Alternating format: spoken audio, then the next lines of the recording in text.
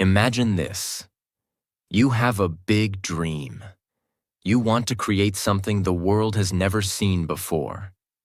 You believe in it so much that you're ready to risk everything, even if people laugh at you, even if the world tells you you're crazy, even if your own friends betray you. Most people give up. Most people run away. But not Walt Disney. He was fired for not being creative enough. He went bankrupt. He was betrayed, rejected, mocked, and left with nothing. But instead of stopping, he created Mickey Mouse. He built the Disney empire, and he turned dreams into a billion-dollar reality. This is not just a story of cartoons. This is a story about life, pain, imagination, and unbreakable belief. If you're struggling, if people don't believe in you, if your dreams feel too big, watch this story till the end. It will change the way you think. And here's the bonus. As you listen, you're not just getting inspired. You're also improving your English, naturally, emotionally, powerfully, because this story is told in simple English with real-life examples and every moment explained clearly. Perfect for all learners. Part 1. The Boy Who Lived Inside a Dream. Let's go back to the very beginning. Name: Walter Elias Disney. Born December 5th, 1901. Place: Chicago, Illinois, United States. Walt was the fourth child in a big family. His father, Elias Disney, was a strict man, hard-working but often angry. His mother, Flora, was warm, gentle, and believed in Walt's creativity. When Walt was just 4 years old, the family moved to a small farm in Marceline, Missouri. This little town changed Walt's life forever. Why? Because it was filled with trees, animals, trains, and quiet streets. Walt used to watch the trains go by and dream of distant places. He loved the world of imagination. From a very young age, Walt began drawing on anything he could find: paper, napkins, even walls. But they were not rich. In fact, they were very poor. So Walt didn't have fancy pencils or notebooks. Instead, he used charcoal sticks from the stove to draw on old newspaper. That's how the world's most magical empire started, with a boy drawing on trash paper. One day, a neighbor saw Walt's drawing of a horse and offered him 5 cents to draw one for her too. That was Walt's first money as an artist. Walt hated school. Why? Because it didn't allow him to imagine. It was boring, repetitive, and strict. He would often daydream, sketching funny characters in his books. His teachers scolded him. His father said drawing was useless. But Walt didn't stop. Walt's family was very poor. His father struggled to keep jobs. Walt and his brother Roy had to work even when they were children. At age 10, Walt delivered newspapers every morning at 4 a.m., even during the freezing winters of Missouri. He didn't have warm clothes. His hands would bleed from the cold. Sometimes he fainted from exhaustion at school, but he kept drawing. That was the only thing that made him feel alive. When World War I began, Walt wanted to serve, but he was too young to join the army. So he forged his birth certificate to say he was older and joined the Red Cross Ambulance Corps. At age 16, he was driving ambulances in France, far from home. Even there, surrounded by wounded soldiers in war, Walt decorated his ambulance with cartoons. He drew funny characters on the side to make the soldiers smile. This shows you who he truly was. Even in war, he wanted to bring joy to others. After the war, Walt returned to America and said, "Now I will become an artist." He started working at a commercial art studio in Kansas City, drawing ads for newspapers. But that job didn't last long. Walt had bigger dreams. He wanted to make moving cartoons, something people had never seen. He started his first company with a friend called Laughogram Studios. They created little fairy tale cartoons. People loved them, but Walt made a big mistake. He focused only on creativity, not on money. He gave away cartoons for free, trusted too many people, and didn't have a business plan. Soon, he was broke, alone, and sleeping in his office. He had just $40 left, no food, and no support. But instead of crying, he packed a small suitcase, borrowed $500, and took a train to Hollywood. He believed that his real story had just begun. Every great dream starts with the poor boy who refuses to stop dreaming. Walt didn't have money. He didn't have support, but he had a pencil, a dream, and the courage to keep going. Walt Disney stepped off the train in Hollywood with nothing but a small suitcase, a drawing pad, and a heart full of dreams. It was 1923. He was just 21 years old, had only $40 in his pocket, and knew no one. He had already failed once in Kansas City. He had lost his studio, his savings, his equipment, and his team. But what he didn't lose was his belief. Walt believed that the world needed something new, something more than black and white silent films. He wanted to create animated characters that people could fall in love with. Not just cartoons, but real emotions, real stories. Walt moved in with his Uncle Robert. He lived in a tiny room and paid $5 a week for rent. He had no office, no studio, no team. So he set up a camera in a garage and began creating a new cartoon character called Alice, a little girl who lived in a cartoon world.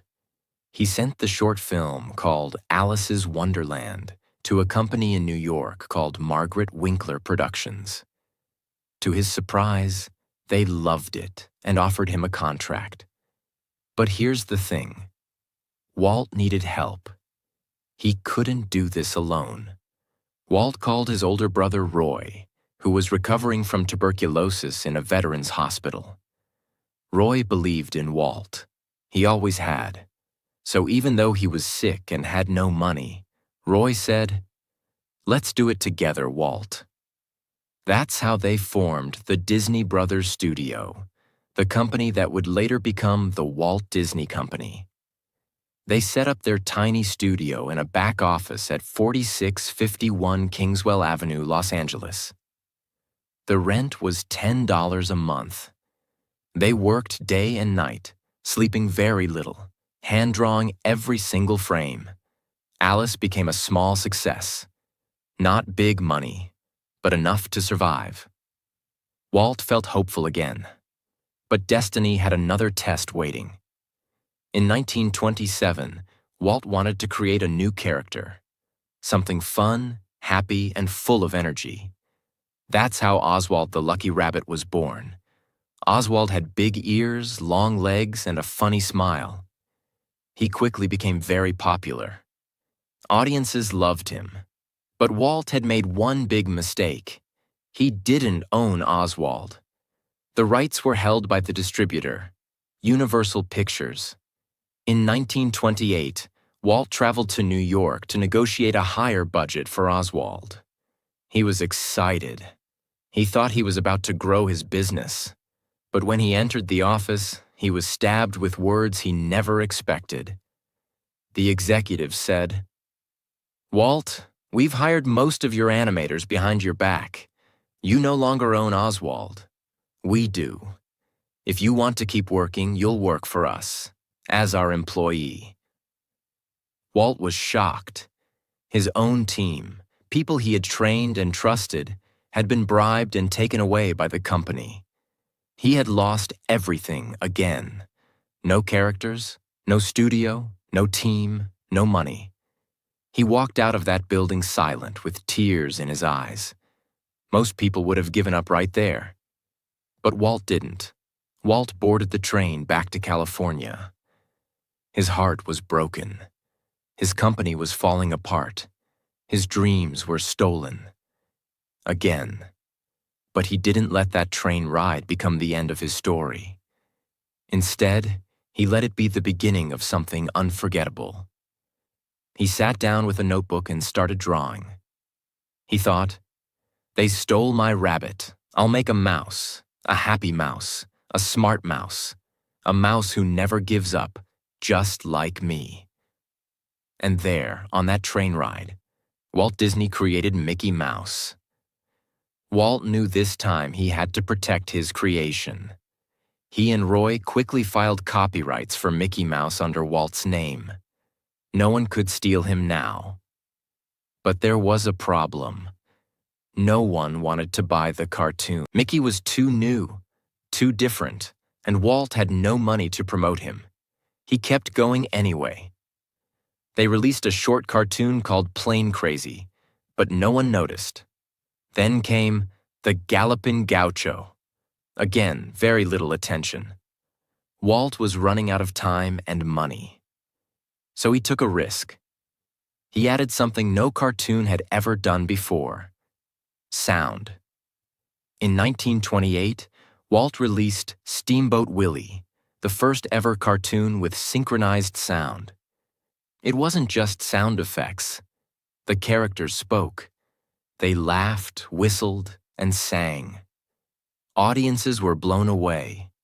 No one had ever seen anything like it. People lined up around the block to watch this funny little mouse on a steamboat.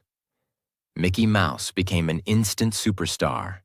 Just like that, Walt Disney, the man who had lost everything twice, was back on top. Walt began creating more Mickey Mouse cartoons. They were distributed to theaters and shown before movies.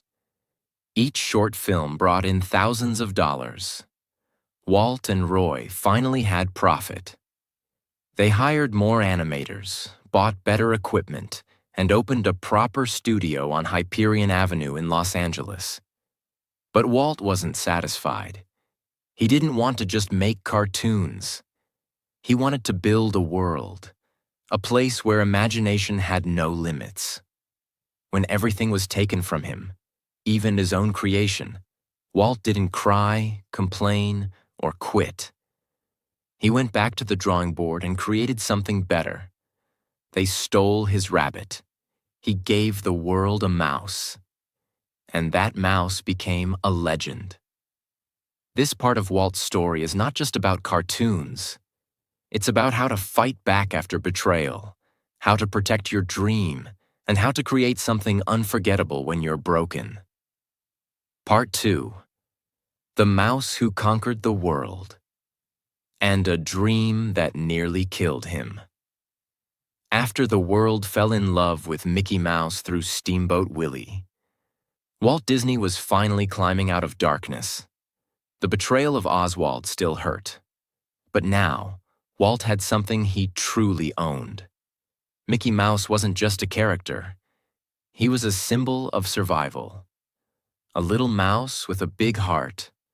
And Walt wasn't just drawing cartoons anymore. He was quietly building an empire.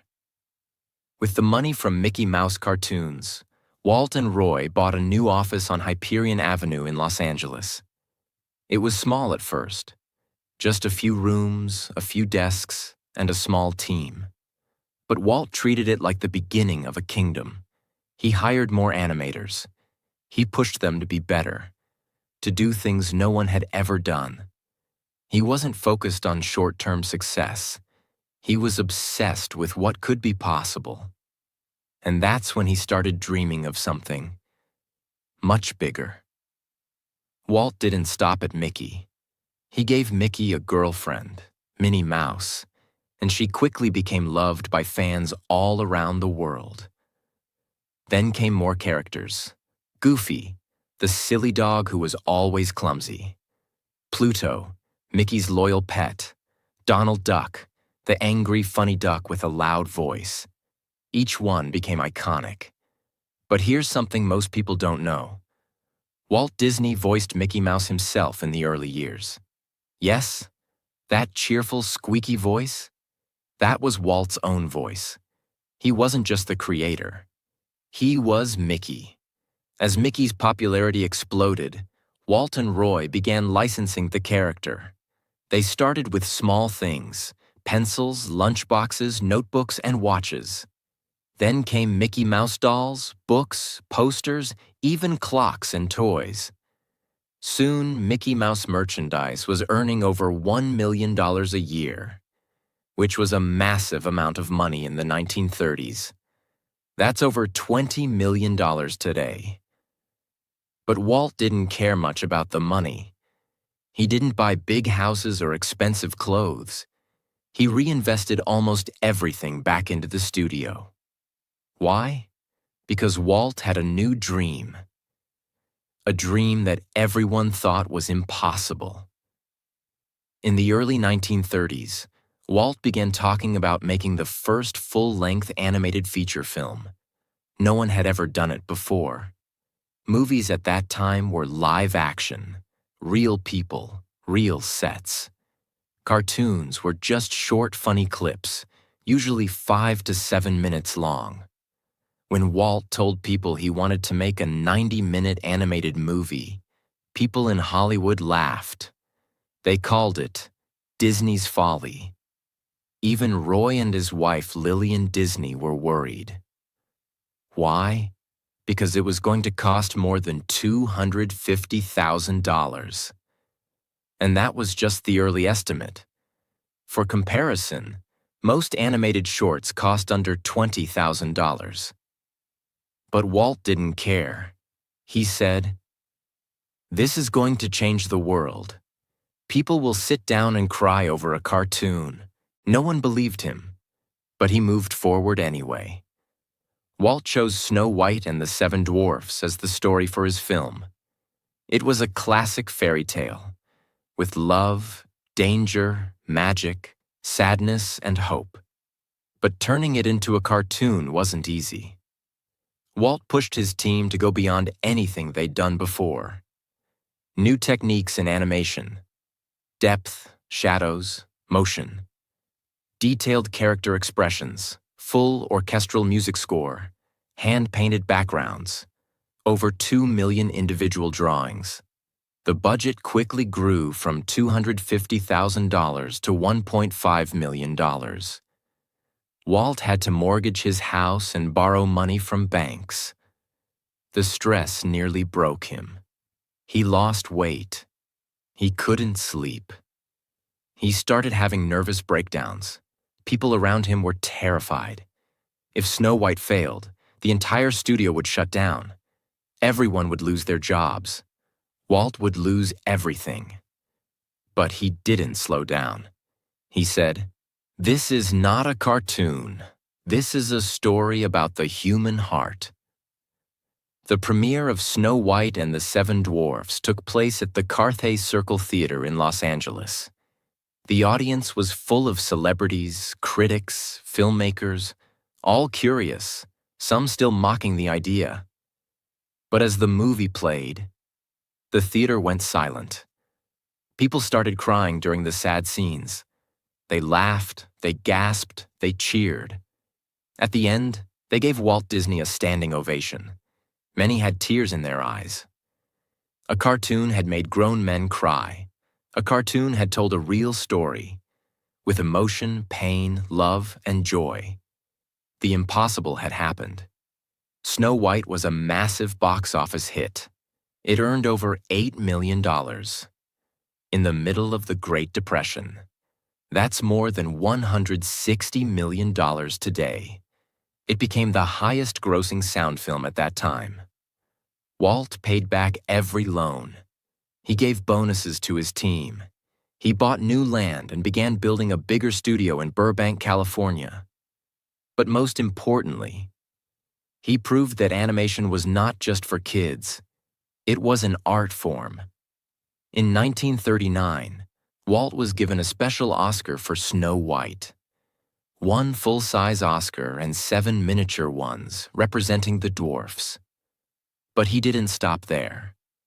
He began planning his next animated films: Pinocchio, Fantasia, Dumbo, Bambi. Each one more creative and emotional than the last. He was no longer just a cartoonist. He was a storyteller, a world builder, a visionary. Walt Disney believed in something no one had ever seen. He risked everything: his money, his health, his reputation, to tell a story that people said would never work. But he didn't just prove them wrong. He changed the future of movies. He turned drawings into dreams. He made the world cry, laugh, and believe with a pencil. By the end of 1937, Walt Disney had accomplished the impossible. He turned a cartoon mouse into a worldwide symbol. He created the world's first animated feature film and made the world cry. He proved that animation could be as powerful as any Hollywood movie. His studio was growing. His films were being translated into multiple languages, and his name was now not just known in America, but respected around the world. But just when everything seemed perfect, dark clouds appeared again. Walt used the profits from Snow White to build a state-of-the-art studio in Burbank, California. It was unlike anything Hollywood had ever seen. Spacious animation rooms, natural light for artists, a special camera department, private screening rooms, even a cafeteria for staff. This wasn't just a building, it was a creative kingdom. But Walt's vision came with a price. The construction alone cost over $3 million, a massive amount in the 1930s. And while the studio looked like paradise, financial pressure was building behind the scenes. After Snow White, Walt immediately began working on several new animated films. 1. Pinocchio, 1940, a wooden puppet who wants to become a real boy. 2nd Fantasia, 1940, a blend of classical music and animation, including Mickey as the sorcerer's apprentice. 3rd Dumbo, 1941, a baby elephant with giant ears who learns to fly. 4. Bambi, 1942, a deer's emotional journey from childhood to adulthood. These films were incredible. Today, they are legends. But back then, things went wrong. When Pinocchio and Fantasia were released, something terrible happened. World War II had just started. As war spread across Europe, many international markets shut down. That meant fewer theaters, lower ticket sales, and millions of dollars lost. The studio had borrowed heavily to fund these films. Now, the company was struggling to survive again. Walt was devastated. These were his best creations, but the world was too busy fighting to watch cartoons. He refused to blame the world. Instead, he worked harder. But soon, he was about to face one of the darkest moments of his life. Not from outside, but from inside his own studio. Walt always saw himself as a leader, not a boss. He thought his studio was like a family. He believed he treated his artists well. But not everyone felt the same. Some animators were paid much more than others. Some worked long hours without fair recognition. And during the financial crash, Walt had cut salaries, but not his own. Tensions started to grow quietly. Then, on May 29, 1941, more than 300 Disney employees walked out of the studio. They were holding signs that said, "Disney unfair. Mouse is a rat. Don't smile with Mickey." Walt was crushed. He had spent years building something magical. Now he was being called a monster by the very people he gave jobs to. The strike went on for weeks.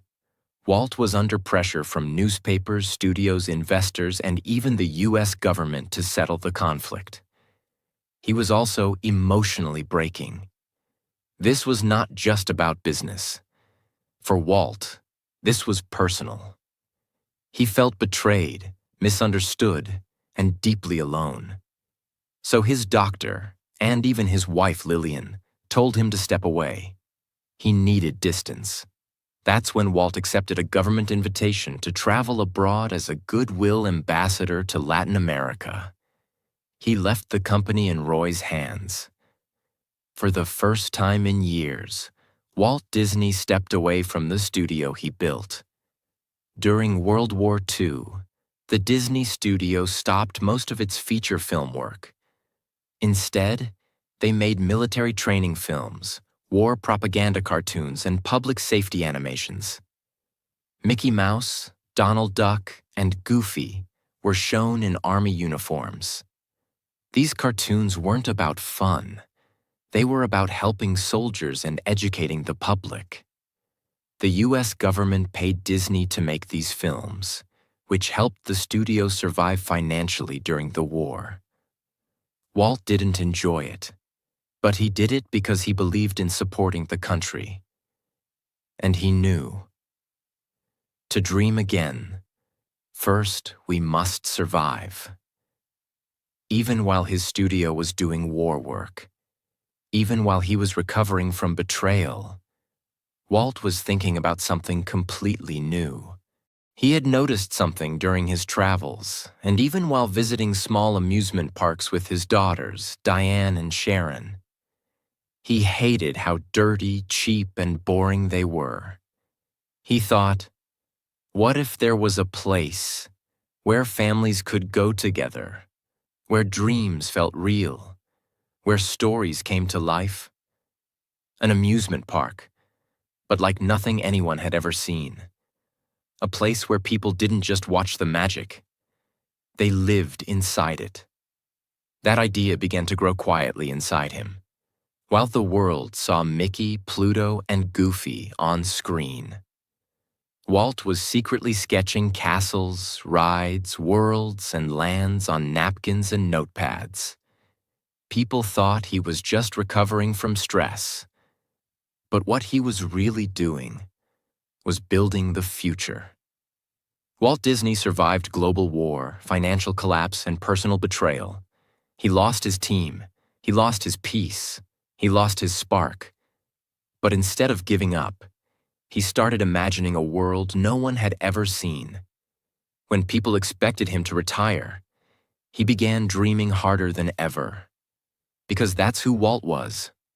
When his world broke, he created a new one. Part 3. The Crazy Dream of Disneyland, and how he built the happiest place on Earth. While the world thought Walt Disney was just making more cartoons, while newspapers said he was past his prime, while investors still doubted him, Walt Disney was secretly building something much, much bigger than a film. He was designing an entire world. Not a fantasy world on paper. A real place. A place people could walk into. A place where stories would come alive around you. A place that would make children smile, adults dream again, and the impossible feel real. That place would be called Disneyland. But it started with nothing. No land, no support, no money, just an idea. And a man who refused to let it go. It all began with a simple moment. Walt Disney was sitting on a park bench in Griffith Park, Los Angeles in the 1940s. He was watching his two daughters, Diane and Sharon, ride a small merry-go-round. He smiled. They laughed. But inside, he felt something was missing. I sat there, Walt later said, eating peanuts, watching my kids have fun. And I thought, there should be a place where parents and children can enjoy together. Most amusement parks at the time were dirty, unsafe, and meant only for kids. Walt didn't like the noise, the mess, or the cheap rides. That's when a wild, beautiful thought entered his mind. What if I build my own park? A clean place, a beautiful place, a place where imagination walks beside you. That moment was the birth of Disneyland, Back at his studio, Walt began drawing. Castles, main streets, mountains, lands, boats, trains. A giant sleeping beauty castle in the center. He called it Mickey Mouse Park at first. He worked late at night after finishing animation meetings. He didn't tell many people, not even his closest team, because he knew what they'd say. "Walt, this is too big. This is too crazy. This will never work." But Walt didn't care. He once said, "If you can dream it, you can do it." Now, he was going to prove it again. Walt needed money, a lot of it. Building an amusement park wasn't like making a movie. This wasn't paper and pencils.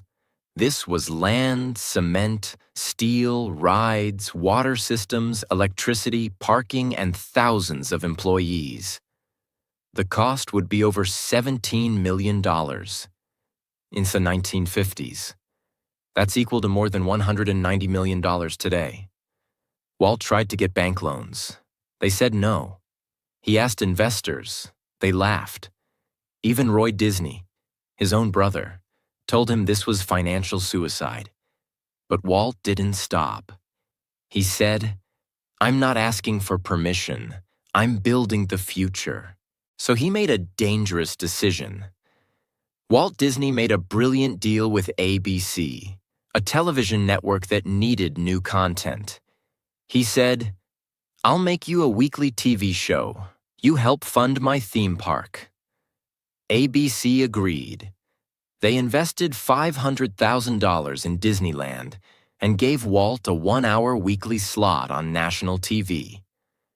Walt used that show, called Disneyland, to promote the park before it was even built. Each week he shared cartoons, behind the scenes of animation, new characters, and previews of the park. Millions of Americans watched in excitement. No one had ever marketed a theme park on TV before it even existed. Walt was now raising money and building a fan base at the same time. He sold life insurance, mortgaged his home, borrowed money from friends, and risked everything he had built over 30 years. All for a dream. Walt chose a 160-acre piece of land in Anaheim, California. At the time, it was full of orange trees and farmland. People thought he was crazy. Anaheim was far from Los Angeles. There were no freeways, no hotels, no tourism. But Walt saw what no one else saw. One day, this will be the heart of joy. He bought the land for $879,000. Then construction began, and nothing was easy. Disneyland was built in just 1 year, between 1954 and 1955. But almost everything went wrong. Water pipes broke. Heat waves destroyed concrete. The castle roof caught fire once. Workers fell behind schedule. Rides broke during tests. Contractors quit halfway through. And Walt kept changing designs. Even after walls were built, the workers called it Walt's nightmare. But Walt kept walking the site every day in a hard hat, sweating under the sun, pointing, fixing, encouraging. One worker said, "You didn't want to disappoint Walt." Even when he was tired, his eyes were still dreaming. The big day arrived. More than 28,000 people showed up to Disneyland's opening day, even though they had only planned for 15,000. Counterfeit tickets were sold. Traffic was so bad, cars were stuck for 7 miles. Rides broke down, food ran out, bathrooms overflowed.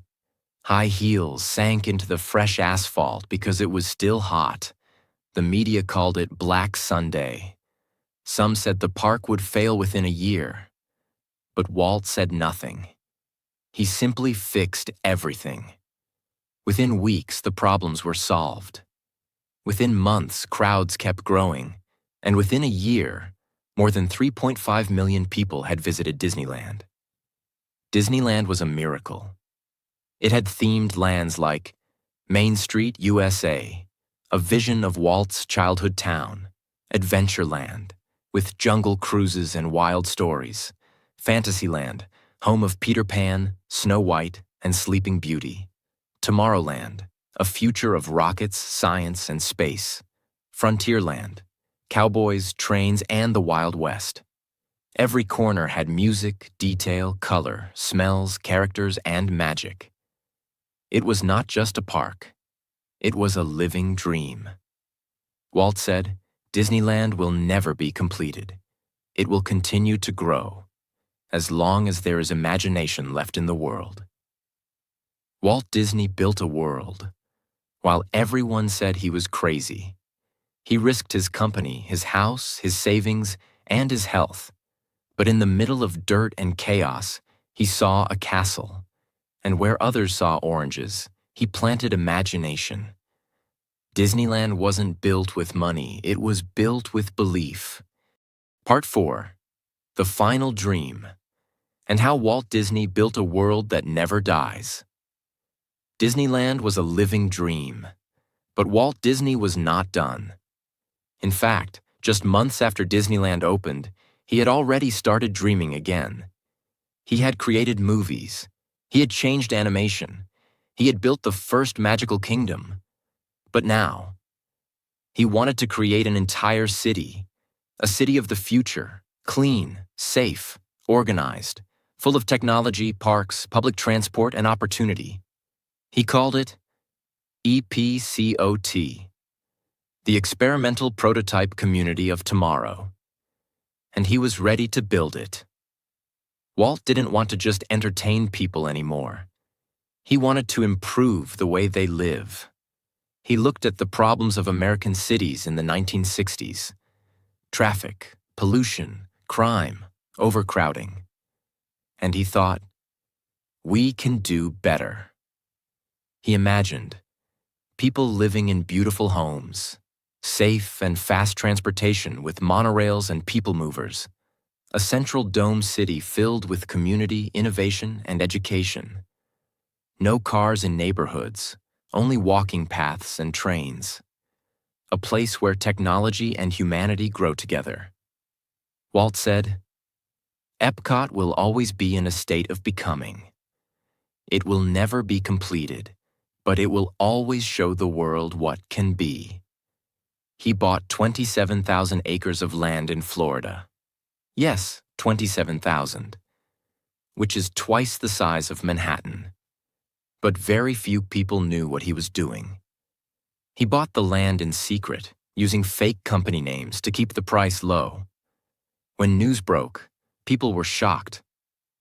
Walt Disney is building something in Florida.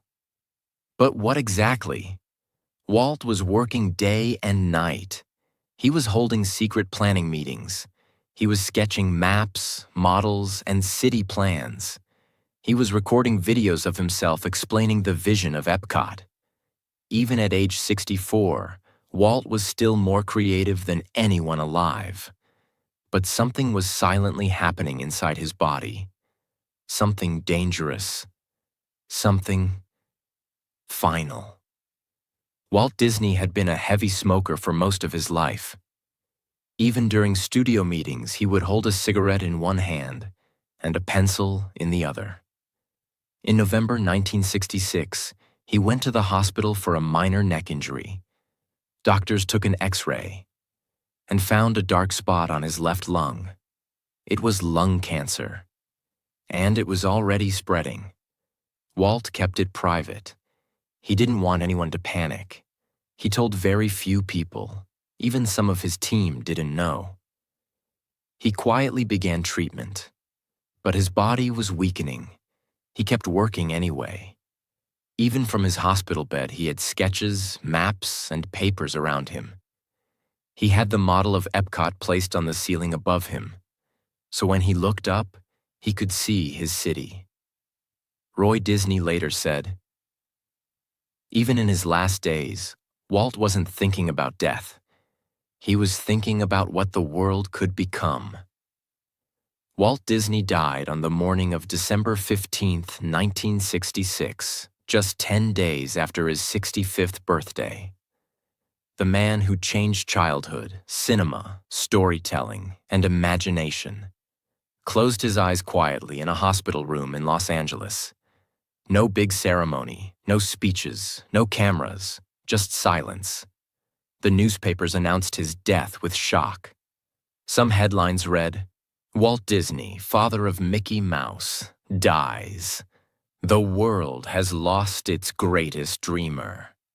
Even President Lyndon Johnson gave a statement saying, "Walt Disney brought joy to the lives of millions." All over the world, people cried. From children in Tokyo to families in New York, from animators in Italy to tourists in Brazil. Millions of people felt like they had lost someone personal. But Walt Disney didn't truly die, because his dream was now alive inside all of us. After Walt's death, Roy Disney, his older brother, came out of retirement. He had one final mission: finish what Walt started. Roy led the building of Walt's project in Florida. Not just a theme park, but a world. On October 1st, 1971, the gates of Walt Disney World opened. It was 5 times bigger than Disneyland, a full resort, a castle twice the size, lakes, hotels, trains, golf courses, transportation systems. Roy made one powerful decision. He renamed it Walt Disney World, not just Disney World, because he wanted the world to remember who dreamed it first. Then, just 2 months later, Roy Disney passed away too. The 2 brothers who built an empire from pencils and paper were now gone. But they left something behind, something unstoppable. Today, the Walt Disney Company is worth over $180 billion. Owns Pixar, Marvel, Star Wars, National Geographic, Hulu, and more. Operates 12 theme parks across 6 countries. Has created over 750 films and shows. Employs more than 200,000 people worldwide. But more than the money, the numbers, or the business, Walt Disney left behind something far greater. He left behind a feeling, a belief that imagination matters, dreams are possible, a pencil can become a castle, a mouse can change the world. Walt Disney was not rich, he was not perfect, he was not lucky. He was just a man who refused to stop dreaming. He was fired, rejected, stolen from, broke, depressed, betrayed, sick. But still, he believed. When the world laughed, he imagined. When the money ended, he borrowed. When his body failed, he kept drawing. And when death came, he left behind an empire of dreams. If you're listening to this right now, here's what you must remember. You don't need to be born lucky. You don't need to have everything figured out. You just need one thing: a dream that is bigger than your fear. And if Walt Disney could build all this, with broken pencils, empty pockets, and a heart full of belief, then what's stopping you? If you listened to this story from part 1 to part 4, congratulations. You just learned hundreds of powerful English sentences naturally. That's how you improve. By listening to real stories, told with emotion, and learning with your heart, not just your brain. If this story moved you, if you felt something inside, if it gave you courage, hope, or imagination, then please like, share, and subscribe. Not for me, not for the channel, but because someone out there needs this story today, just like you did. Let them hear it. Let the dream continue. Because in the words of Walt Disney himself, it's kind of fun to do the